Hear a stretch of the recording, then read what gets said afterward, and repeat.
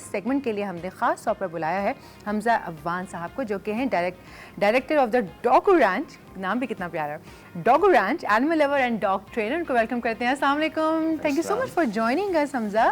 کیسے ہیں آپ؟ بہت اچھا. بھائی سب سے پہلے یہ نام بڑا اٹریکٹیو ہے، the Doggo Ranch. It sounds really interesting کہ وہ جو میں خود ایک اینیمل لور ہوں، تو مجھے یہ ہر طرح مجھے گائے سے بھی اتنا ہی پیار ہے جتنا ڈاگ سے ہے. مجھے آپ نے بتایا آپ کے پاس بھی پیٹس ہیں؟ جی میرے پاس بھی پیٹس ہیں، میرے پاس ڈاگس بھی ہیں، اور ماشاء اللہ آئی ہیڈ 26 پرشین کیٹس، سارے کلرز کی اور اوریجنل. یہ وڈی ہر اتنی فلفی اور ہیوی.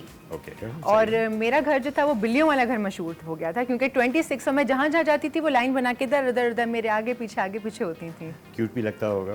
کیوٹ بھی لگتا تھا. اور پھر یہ کہ جو میرے اطراف میں اسٹریٹ پہ جو بچے تھے نا، میں نے ان کو یہ چیز بتانا شروع کی کہ کس طریقے سے آپ اینیملس کے ساتھ پیش آ سکتے ہیں، آپ کیسے اسے پیار کر سکتے ہیں. ان کے اندر یہ احساس میں دلاتی تھی. جب میں اپنی پارکنگ میں آتی تھی وہ ساری میرے پیچھے آتی تھیں، تو جو آس پاس کے بچے تھے سارے جمع ہو جاتے تھے اسٹریٹ پر سے، تو وہ پیار کرتے تھے. تو کچھ کیٹس آپ کو پتہ ہے پرشین تھوڑی سی ایٹیٹیوڈ والی بھی ہوتی ہیں، تو وہ کچھ جو ہیں وہ فرینڈلی بھی تھیں، تو میں ان کو آگے رکھتی تھی تاکہ بچے ان کو وہ ہارم نہ کرے، وہ کچھ تھوڑا سا بائٹ نہ ہو جائے، کچھ نہ ہو جائے. ادروائز بچے ان کے ساتھ کھیلتے تھے، بچوں کے ساتھ فرینڈلی تھیں.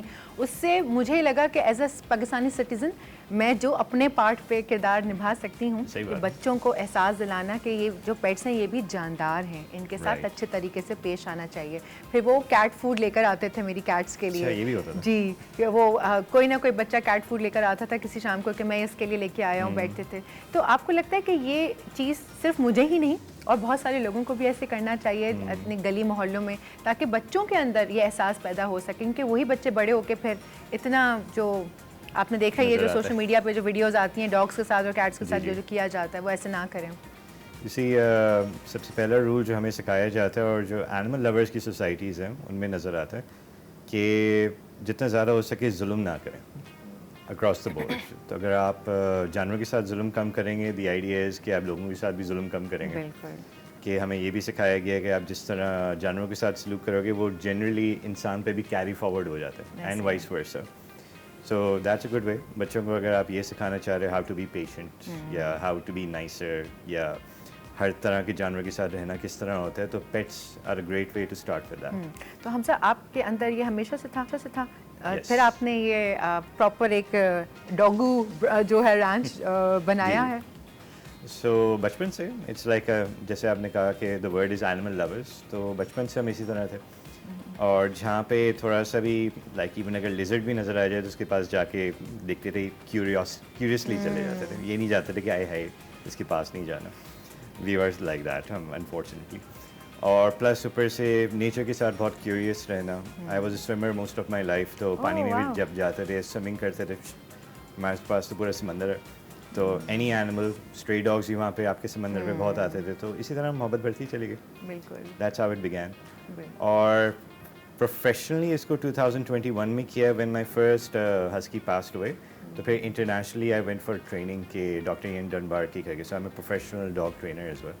تو پھر یہ ہوا کہ جب سیکنڈ ڈاگ لانے سے پہلے آئی واز لائک پہلے ٹریننگ لے لو، جو اس میں پہلے میں مسئلے آئے تھے سیکنڈ والے پہ اور کم ہو جائیں.